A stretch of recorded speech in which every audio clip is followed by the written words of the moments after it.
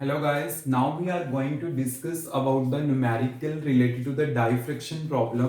तो आपने यहाँ पे कंडीशन कैसे अप्लाई करने हैं ये इस चीज का ध्यान रखना है।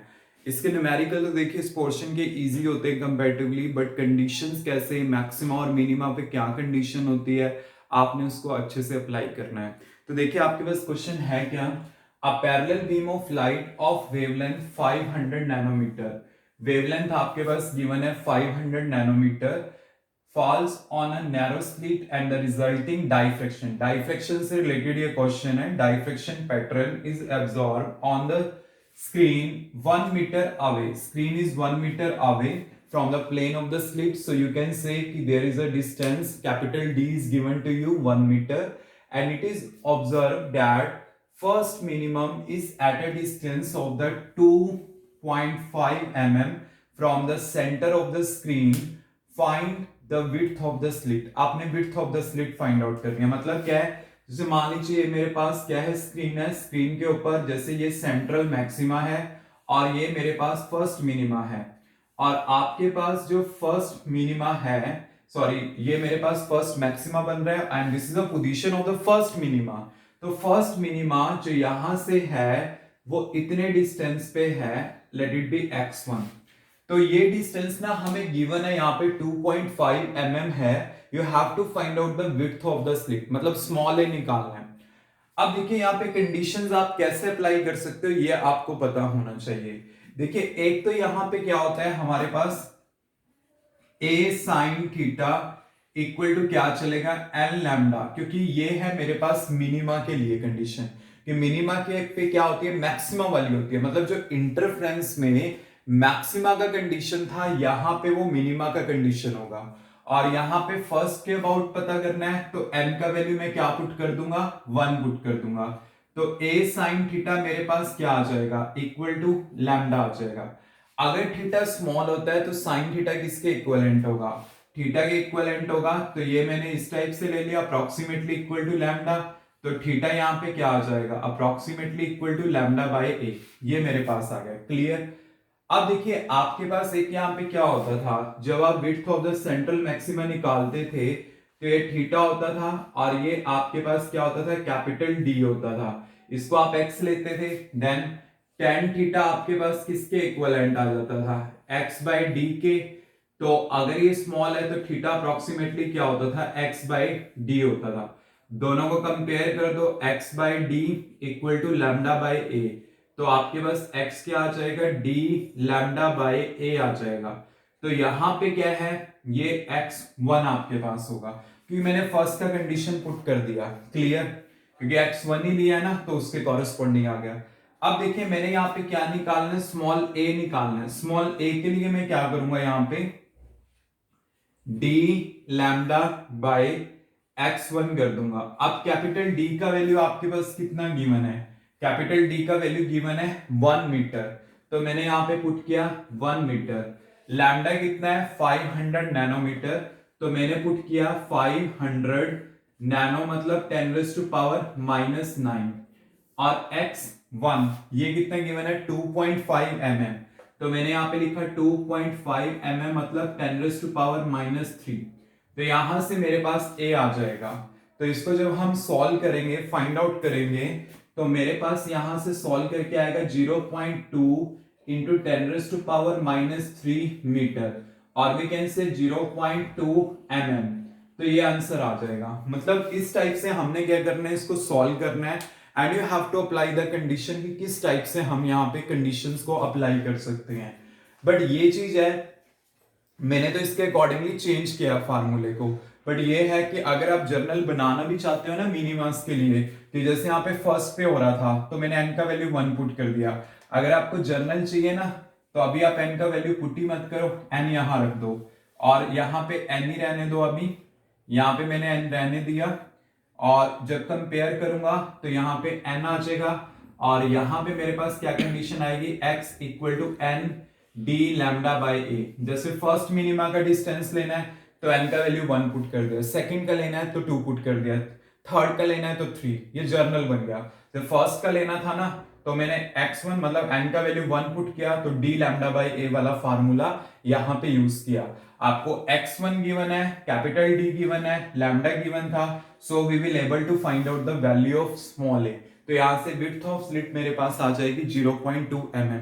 मतलब फार्मूले को केयरफुली यूज करना है, कंडीशंस क्या अप्लाई करनी है। अगर यहाँ पे मैं मैक्सिमा के लिए फाइंड आउट करता था तो मैक्सिमा के लिए यहाँ पे होता 2n+1 λ/2। क्लियर? Any doubt? अब जो हम नेक्स्ट क्वेश्चन डिस्कस करने जा रहे हैं वो पहले वाले क्वेश्चंस की तरह ही है। जैसे इसमें है क्या कि पहले हमने मिनिमा का कंडीशंस किया था, अब हमने मैक्सिमा का कंडीशन यूज करना है। तो देखिए क्वेश्चंस क्या आपके पास, a parallel beam of light of wavelength 600 nanometer, आपके पास वेवलेंथ गिवन है 600 nanometer, falls on a narrow slit and the resulting diffraction pattern is observed on the screen 0.8 meter away and the distance of the second order maxima। अब आपके पास maxima का condition चलेगा from the center of the screen is 1.5 mm and you have to find out the width of the slit। मतलब भाई small a ही हमने calculate करना है। तो पहले मैं पैरामीटर लिख लेता हूं कि मेरे पास लैम्डा गिवन है 600 नैनोमीटर, मतलब -9 मीटर, एंड आपके पास जो कैपिटल D है वो क्या गिवन है 0.8 मीटर। एंड आपने क्या करना है, यहाँ पे जो x2 है मतलब सेकंड का जो डिस्टेंस है वो कितना है आपके पास 1.5 mm गिवन है। ठीक है, calculate the width of the slit, we have to find out the value small a।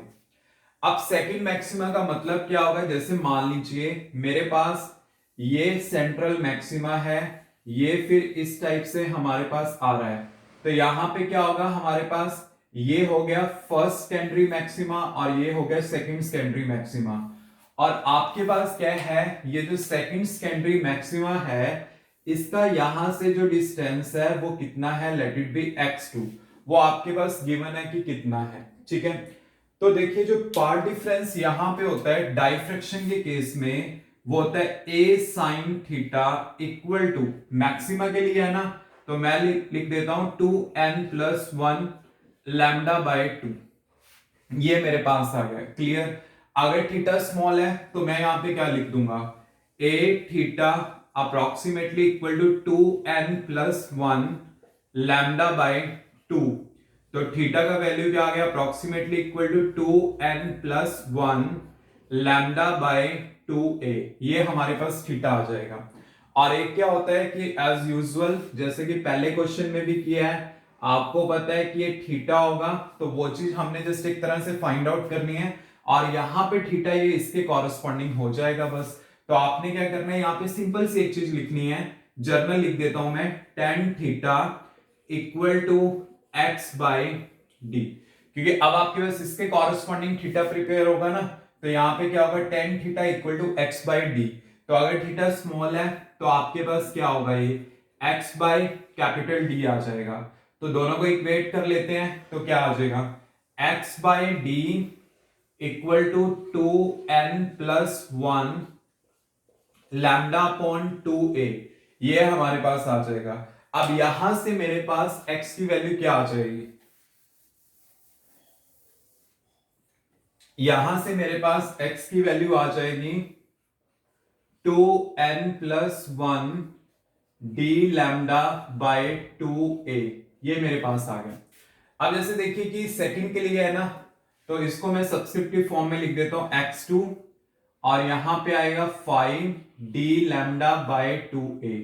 अब मैंने क्या निकालना है, यहां पे a निकालना है, तो इसके लिए क्या चलेगा 5d λ/2x2। तो 5 कैपिटल D का वैल्यू कितना गिवन है 0.8 मीटर है, और लैम्डा का वैल्यू क्या गिवन है हमारे पास 600 नैनोमीटर, मतलब -9 टू x2। x2 का वैल्यू क्या गिवन है 1.5 mm, तो इसको लिख देता हूं 1.5 इंटू 10⁻⁻3। ठीक है, इसको सॉल्व करना है, और जब मैं इसको सॉल्व करता हूं ना, देन मेरे पास सॉल्व करके क्या आ जाएगा, मतलब you have to solve all the terms, फिर उसके बाद सॉल्व करके जो हमारे पास आएगा 0.8 mm हमारे पास क्या आ जाएगी, इसकी विड्थ आ जाएगी। तो तो इस टाइप से हमने क्या करना है, इसको फाइंड आउट करना है and we will able to get our answer. क्योंकि देखिए इसमें क्या होता है, मेनली फर्क इस चीज में होता है कि कंडीशंस आप क्या ले रहे हो। तो यहाँ पे डी लैम्डा बाय ए ही होता है, बस जस्ट फार्मूला यूज करना आना चाहिए कि 2n+1 लैम्डा। मैंने तो जर्नल फार्मूला प्रूव कर दिया। एंड अगर मान लिया आपको थर्ड मैक्सिमा पे लेना होता है तो n का वैल्यू 3 पुट कर दिया, फर्स्ट पे लेना होता है n का वैल्यू 1 पुट कर दो। मुझे सेकंड पे लेना था सेकंड ऑर्डर मैक्सिमा पे, तो n का वैल्यू मैंने 2 पुट किया। ये क्वेश्चन इतने इजी नहीं है, मतलब क्या होता है फार्मूले तो कम ही है बट कैसे यूज करना है according to the condition, according to the language part आपके पास फार्मूला चेंज करेगा, देन आपने उसी के कॉरेस्पॉन्डिंग इसे सॉल्व करना है। तो यहाँ पे हमारे पास आंसर आ जाएगा 0.8 mm। क्लियर?